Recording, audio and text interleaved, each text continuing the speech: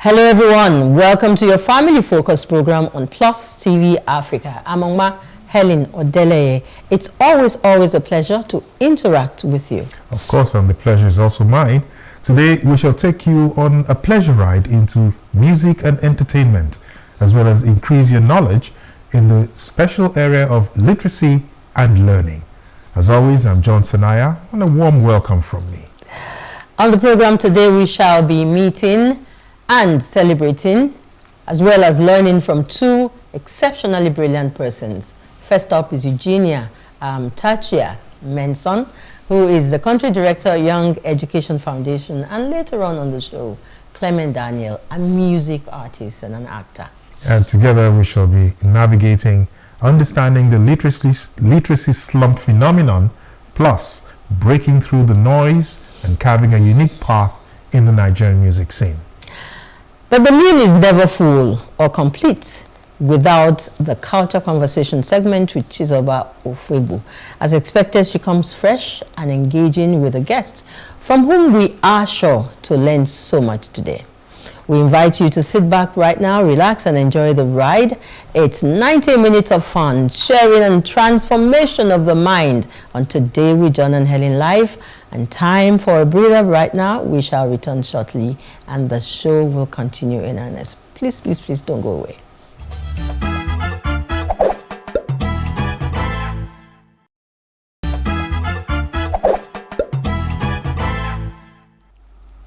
If you just joined this conversation, we welcome you. And watching Today with John and Helen on PlusTvAfrica.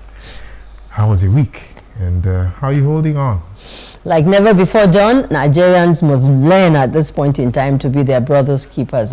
You know, I was excited yesterday. Something happened to me. I'll share later.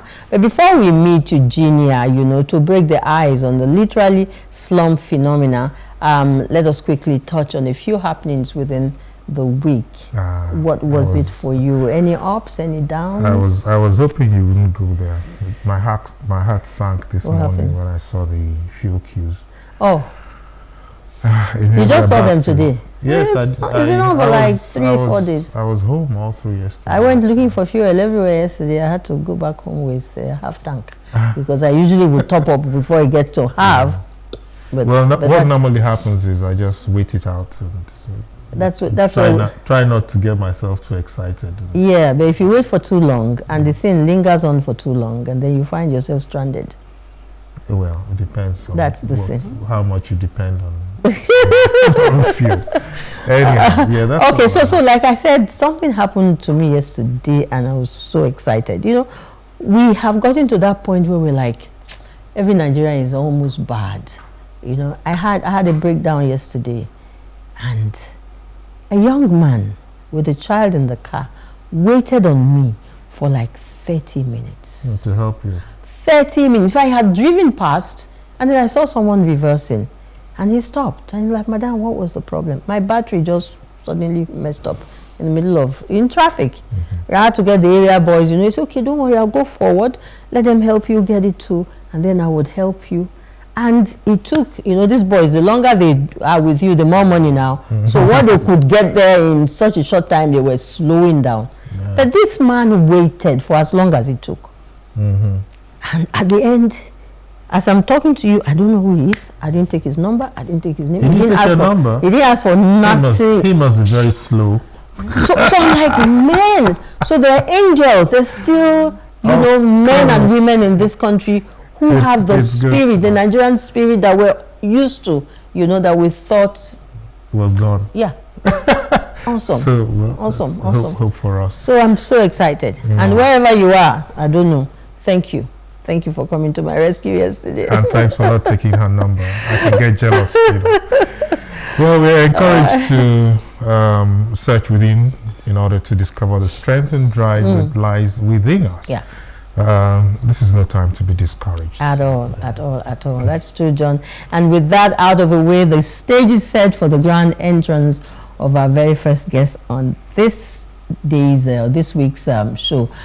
She's a trailblazer in innovative literacy techniques for young learners. Our guest has been involved in organizing the stripes. Scripts. The scripts, okay? Spelling Bee USA competition in Ghana for almost 20 years, and she has successfully secured, good news, a slot for Nigeria to participate starting in the year 2025. I'm so excited about that. Eugenia Tachie-Menson is championed the inclusion of African children in various global educational initiatives. Truly, truly an honor to have you join us today on the show. Thanks for having me. Welcome. It is an honor to be here. How is Ghana? That name that almost broke my mouth. Did it? Oh, there's Is it Ghanaian my name? name. Tachie-Menson. Don't worry, I get the same challenge when I'm saying typical Igbo and Yoruba names. Thank you. Okay, it's a pleasure. So it's a two-way street. Yeah, it's a pleasure to be here. Yeah, it's good to have you here, and especially notable will be the fact that we're not going to be discussing jollof rice and jollof rice. The Ghana and the Nigerian jollof I rice. think it's just a tired.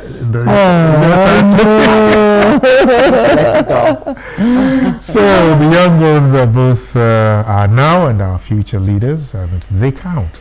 And it's so important that we pay attention to them.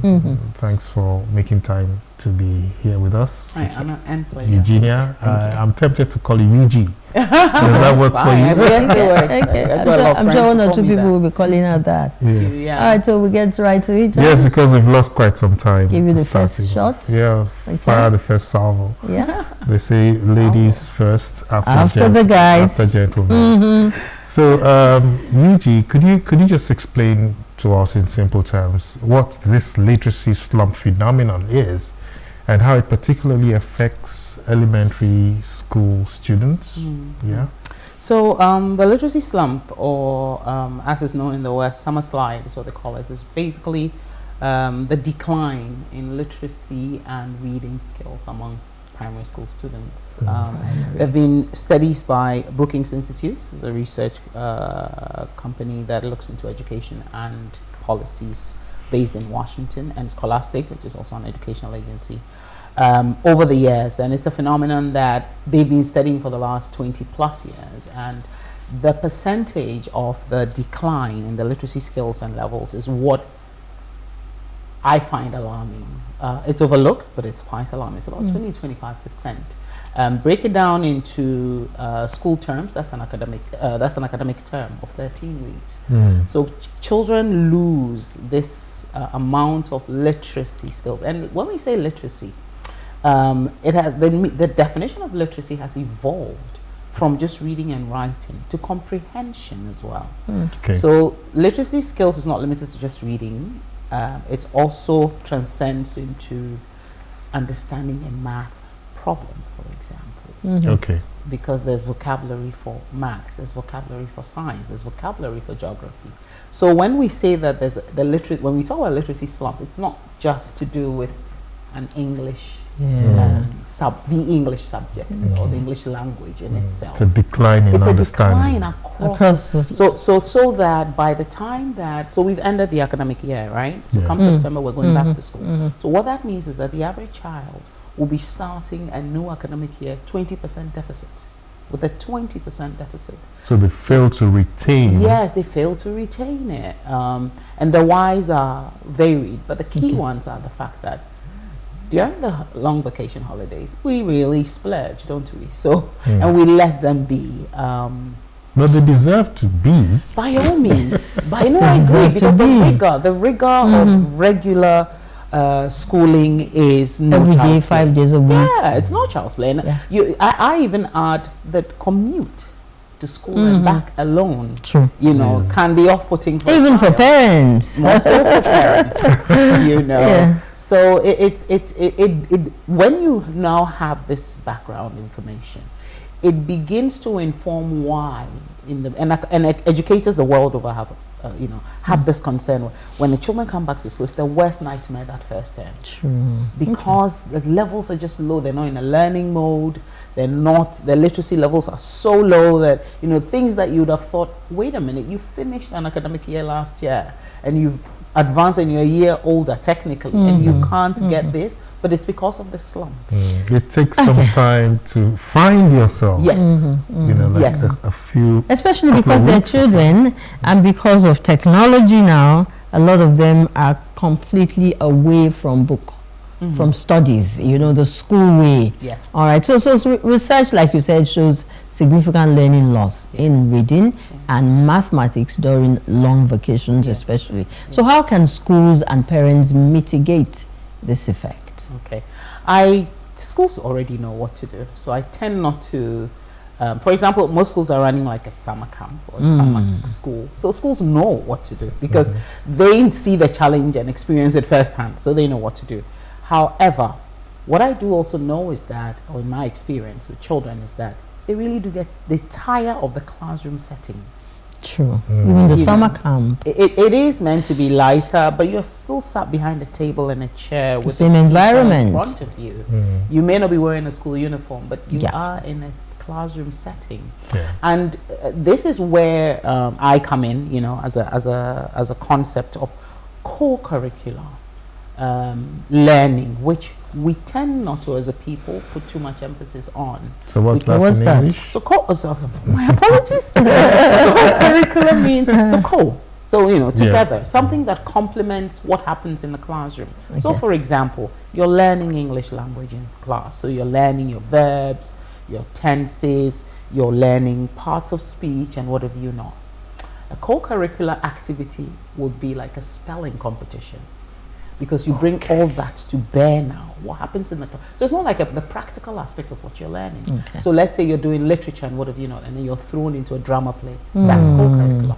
If you're doing, again, literature, or if you're, in our time, we're studying government. I don't know what they study now to study law. You're doing government, and then you went into a debating program. That's a co-curricular activity. And it's more engaging, more interesting. Engaging, and basically the theories you're learning in the classroom are being put into practice. Awesome. Which is almost absent in our classrooms these days. So as I say, as a people, and it's common amongst Asian and African communities, co-curricular tends not to carry a lot of weight.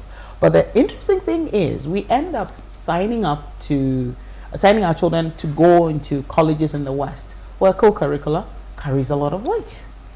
So as I say, that's what parents can do basically to complement what schools are doing is to ensure that they're exposing their children to co-curricular programs. Okay. Yes. Okay, so as against the regular summer school, you know, where almost the same thing that happens during normal school time is what obtains. Not so much as against, because I see what the point of the summer school is meant to do. Parents love it because they're not on holiday; they're going to work. So it plays a role. However, I guess it's how the schools also decide to execute the concept of a summer. I mean, the original concept of a summer school is not what we're practicing. The original concept of a summer school is to catch up. So it's normally for students who are probably weak in the subject, here or there, to catch up. That's really the concept of a summer school. Now it's more financially driven. But in Africa, and again, it's fine that we have our own cultural nuances that we bring to bear. So it's meant to meet a demand. Parents need their children to be preoccupied gainfully, if we may call it so. And therefore, the concept of summer schools here vary a bit. However, it is the delivery and the execution of the content. It must have the feel of a core curricular and not main curricular. That word again. Oh, yeah. Co-curricular. Oh my goodness. Yeah. Shall I ask you to Yes, spell it? Practice, practical, more practical. Will be fun. Will be fun rather trying than to spell theory. it. Okay. Yes. Yes. So now, I think one of the things we're having to swim against as a tide is the fact that we're set in our ways. True. You know, the way schools are run, the way the Curriculum. you know. Now, I think to a large extent, the community itself has to be involved in, assisting students or children to, infuse what has been learned in school and all of that. So how much of that do you think the community can do? Oh, by a way lot. of support? A lot. A lot. For example, I've been, trying to look on the, just take like a bird's eye view on as regards what's happening in terms of, if you took the corporate space, for example. So as I mentioned, literacy is beyond just reading and writing, right? Yeah. So there's financial literacy, there's media literacy, there's computer literacy, and what have you not. Now, all these are stuff that, based on the curriculum, the children are studying in school theoretically. So as a community, if, for example, a financial institution decided that we will run a financial literacy Program. fun camp for children, where they bring their math knowledge to bear. Basically, finance is about maths. And this is where children begin to, or this is where a program like that unearths a child's talent or leanings. We tend to think that it's in the classroom that we see that. In the classroom, it's really those who will shine because maybe they're more theoretical. But then you've got those of us who are not, who need other platforms to show, to bring out our capacities or capabilities. And therefore, if we don't have outlets like co-curricular programs, it basically just doesn't allow us to shine, and then we don't look like we're as intelligent as the others who are always acing it. Mathematics is one area that, well, maybe not now. A lot of us got some F9 in those days, okay? And so during the vacation, like it is now, we're talking about this slump. How do we address both reading and math losses during these long vacations? And how do you send this information to the owners of schools, especially non-private schools? Sorry, public schools. Public schools, yeah. Like non-alive. I heard non-alive. Public schools. Yes. Well, I think that it's our approach to learning. And we tend to say that we're modeled after the British system, I believe. But if you went to a typical British classroom, the way maths is taught is not as regimented as we approach it. There's a bit more room for creativity. So as you mentioned about how you are not too strong, I'm not going to talk about you are not too strong. I always have believed that if you're not strong in a subject area, it's not so much as you, it's how you're exposed to it.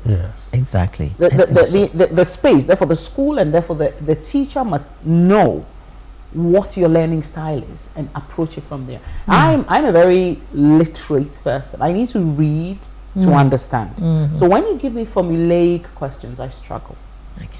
But when you give me a math problem in a sentence, I get it in a heartbeat. So I was saying that, I was having a session with a group of schools, and I was saying the word subtract, right, is made of two parts. Sub means under, tract means pull, right? So that for me, this is why I was struggling with maths when I was younger, because I would always try to pull the bigger number from the smaller number.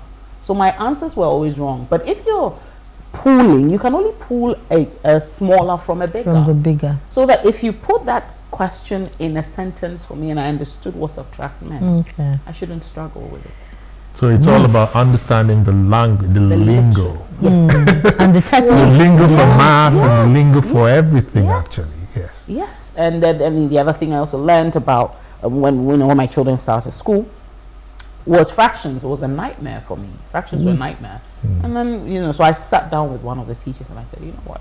I'm not going to interfere with what you do, because I've been taught as a parent that your role is your role is to make sure they do the homework. Your role is not to make sure they get it correct.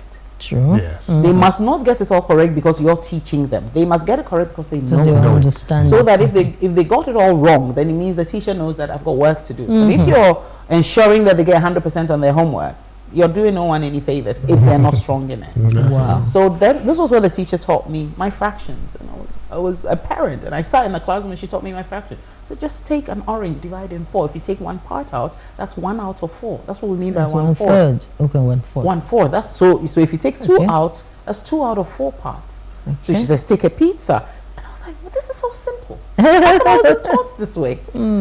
I wish I could meet Oh my you. teacher. goodness. Never too late, they say. Never. So, about a few minutes ago, you asked me to spell co-curriculum. Okay, now Now, you're asking. let's talk about the impact of your work Sure. with Scripps Spelling Bee Yeah. in Ghana Yeah. on reducing this literacy slump. Has it had any effect? I think that I can't take credit for the fact that, or credit for that, where just for that one program has brought about a drop in literacy levels. There are other governmental initiatives and interventions from development agencies The slump. that all that all have come in to help. Now, for the slump in particular, as I say, it's a phenomenon that has not been a big deal, as it were, in Ghana yet. And so Okay. this is the campaign, the next campaign that I'm on now, and therefore probably I can speak for Nigeria as well. I can't speak for all of Africa. I'm mindful of that. But what it has done, though, what the bringing this program to the continent has done, though, is getting people be mindful of the fact that spelling is a critical subject matter to look at, where if you misspell, you can misinform. If you mispronounce, you will misinform. And spelling, really, as people see, people think that spelling is standing there and uttering letters. Yes, it is, but it goes beyond that. Spelling is also when you're reading a novel. You've got to put the letters together to spell it to make sense to you. So Yes. spelling happens with everyone all the time, anytime.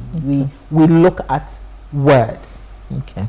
And because words have evolved from different origins, it makes it even more fun to spell. Yes, Because, yes, it does. I mean, correct me, we have the French origin, we have the Latin. So we yes, have so yes, you know, as we Ghanaians and Nigerians love to say, listen, English is not my language, and so when I say it, you know what I mean. I had a classic situation where I walked into 3 shops here in Lagos, and I could not find butter. Okay. I just, I kind of popped my head in. Do you have butter? I was like, no. And Do you then have butter? me At was- first I was that like, was no, butter. it's not possible that Nigerians don't eat butter. Then the driver would just say, oh, madam, It was your wait till spelling- you it was your be fine. And I said, pronunciation. I want butter. I was butter. like, give me that. So I went on the phone and I showed him. I said, it's not butter. butter. It's It's butter. Oh my goodness, no butter. No butter. You know? So that was a cultural shock, and I snapped out of it immediately.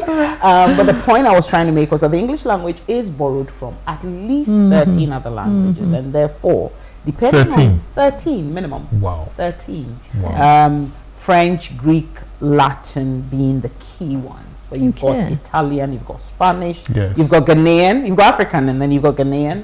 You've got a bit of Nigerian in there, but Ghana has more. Sorry, I just had to say. All right. Okay. I have my eyes on the clock. So I remember many years ago when the current First Lady, Mrs. Oluwemi Tinubu, was First Lady Lagos State.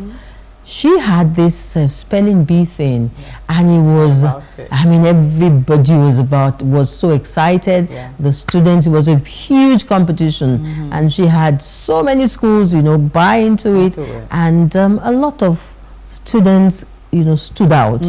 And the winner really would be like the governor for one day. day. It was a big deal. Yeah. All right, so Follow that a bit. yeah, so for now, what future strategies do you have? You're talking about the spelling bee again, USA. Yeah. What future strategies or programs are you planning to further address the literacy slump and promote continuous learning among students as you plan to get Nigeria more involved now? I mean, Nigeria is already involved. I mean, we've That's got- why I said more. Yes, so thank you so much for that. So I would say that in and of itself, we tend to conflate the concept of spelling and dictation. So that's what it is. Spelling and Spelling and dictation. dictation are two different. What we call spelling is actually dictation, where we give kids a list of words. to commit to memory and come back and regurgitate. A good spelling program would allow children to ask questions, would teach children the origin of words and why it is important. So if you took the French origin and the fact that the sh sound, so when you hear a word that has sh in it and you are told it's French, it is spelled with ch, right? So chauffeur, chagrin. So that when I hear Tisha here, the origin of that word is not French. Then you know there's some. Then you know that there's a problem. And you know, as we try to say, the point is not trying to get everyone, as John has said, you know, we had a conversation. We're not trying to get everyone sound like the King of England. That's not the point. The point is to produce some of the most literate and eloquent speakers in the world. Because with that, you are a more effective communicator. Regardless if you're a doctor, you're a scientist, you need to communicate. And it has a lot to do with public speaking. Therefore, knowing how to standardize your language so that no one has a problem understanding you is a skill. I say that today's generation, so that's if you take millennials, Gen Z, Gen Alpha, they're the best code switchers I've come across. They can sound like your typical Nigerian middle-class, middle-aged parent. They'll be saying butter, and in a heartbeat, switch and sound like an American kid. Why? Because they were born into the language. They were born into an era where the language surrounded them. They're going to school earlier. I have a niece who started school when she was 3 months because her mother had to go back to work. So the point is that our youth are overexposed to the English language. The technicalities is what they don't know. Is what they don't get, and that is what this program is looking to do for them. This script spelling bee that we brought to Nigeria. Final question for her. Final question. Just to add on to what you said, because I remember I always reference my daughter. I was able to sit in at an interview.